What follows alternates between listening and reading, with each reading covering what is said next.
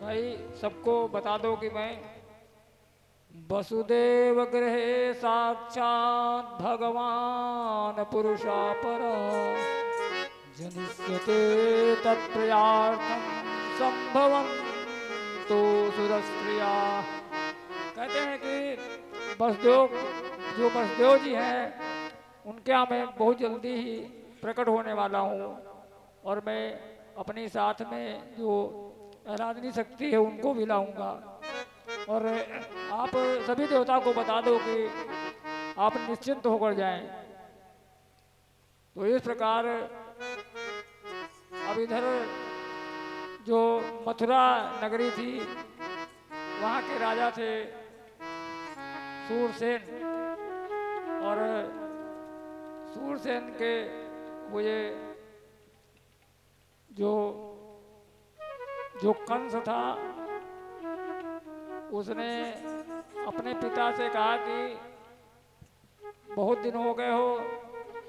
जो कंस के पिता थे उनका नाम उग्रसेन था।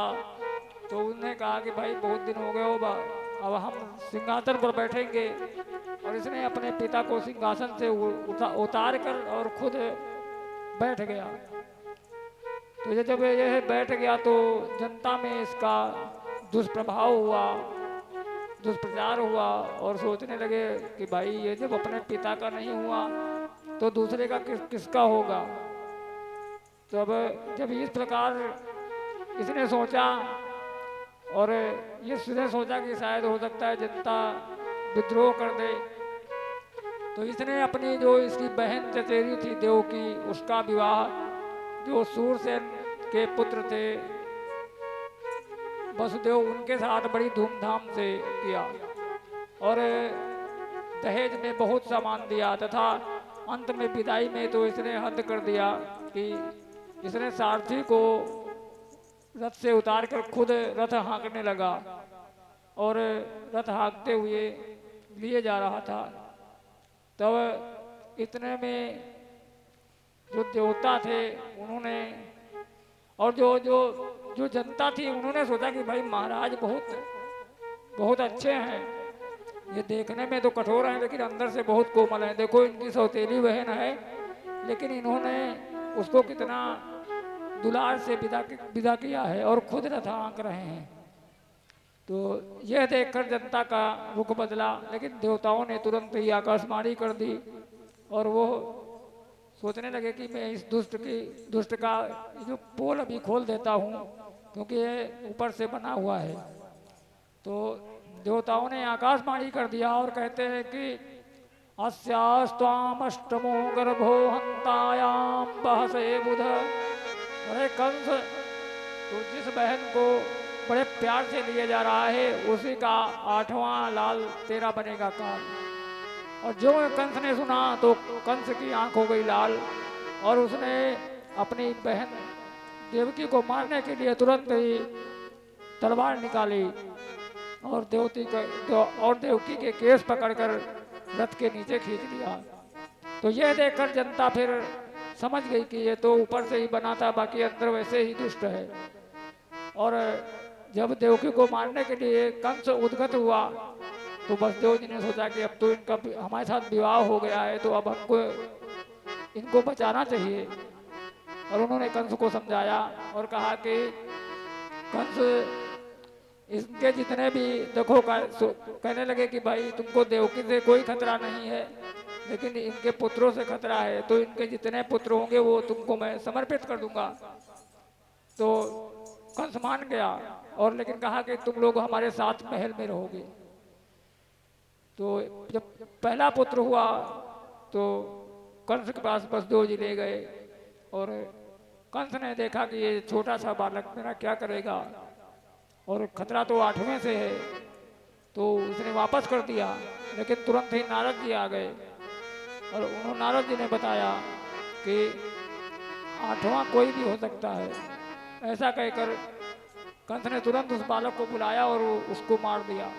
इस प्रकार कंस ने देवकी के 6 पुत्र मार दिए और 7वें गर्भ में जब भगवान शेष आए तो भगवान ने योग माया को बुलाकर भगवान शेष का देवकी के गर्भ से संकर्षण कराकर रोहिणी के गर्भ में स्थापित करा दिया और योग माया से कहा कि तुम जाओ और नंद बाबा के यहाँ प्रकट हो तथा तब तुम्हारी और यहाँ मैं अष्टम गर्भ में मैं देवकी के आऊँगा। और इधर कंस को पता पड़ा कि भाई देवकी के जो सातवां गर्भ था उसका पतन हो गया और अष्टम गर्भ में भगवान स्वयं आए और जो योग माया थी वो नंद बाबा के यहाँ चली गई। और अब जब भगवान के प्राकट्य का समय आया तो जो देवकी थी उसका तेज और बढ़ गया। भगवान गर्भ मतलब देवकी के गर्भ में आए तो देवकी का तेज और बढ़ गया। तो कंस ने जो पहरा था वो भी और तेज बढ़ा दिया कि भाई ये अब की बार 8वां है, कोई रिस्क नहीं लेना चाहिए। तो कंस ने बहुत पहरा बढ़ाया। तो रात में देवकी के एक दिव्य प्रकाश का तेज हुआ और उसमें नंद बाबा उसमें वसुदेव और देवकी ने देखा कि एक चतुर्भुज छोटा सा नन्हा सा बालक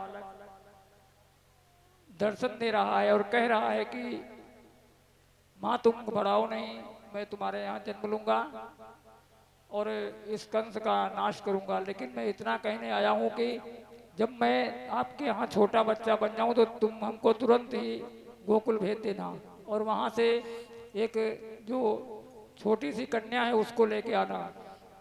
इस प्रकार कहकर भगवान अपनी योग माया के द्वारा तुरंत ही छोटे से बालक बन गए।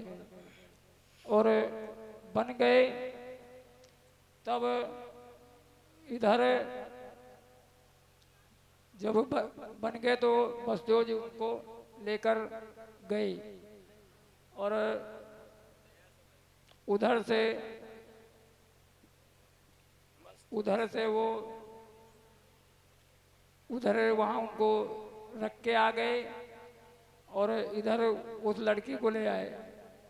और अब जब वो लड़की आ गई तो बहुत तेज गला फाड़ कर चिल्लाई और इधर जो कंस था वो अब खुद आया और खुद आकर कहा कि भाई अब तो मैं खुद जाऊंगा। और आकर उसने देखा कि लड़की हुई है तब उसको विश्वास नहीं हो रहा था। उसको लगा कि भाई देवता भी झूठ बोलने लगे और उसने उस लड़की को पटक दिया और वो सीधा उसके हाथ से छूटकर आकाश में चली गई और अष्टभुजी रूप में वो जाकर बोली कि कंस तू मुझे क्या मारेगा, तुझको मारने वाला पैदा हो गया है। तो अब इधर क्या हुआ कि जसोदा जो नंद बाबा जसोदा थे उनके यहाँ जो नंद बाबा के यहाँ जो बालक हुआ रात में वो किसी को पता नहीं पड़ा। तो जब उनकी नंद बाबा की जो बहन थी वो आई तो सुबह में आके देखा तो एक नीलकमल का बालक वहाँ पे पड़ा हुआ है। तो उन्होंने दौड़कर नंद बाबा को बताया कि आपके यहाँ छोटा सा बालक हो गया है। तो इस प्रकार भगवान ने नंद बाबा के यहाँ अपने भगवान के प्राकट्य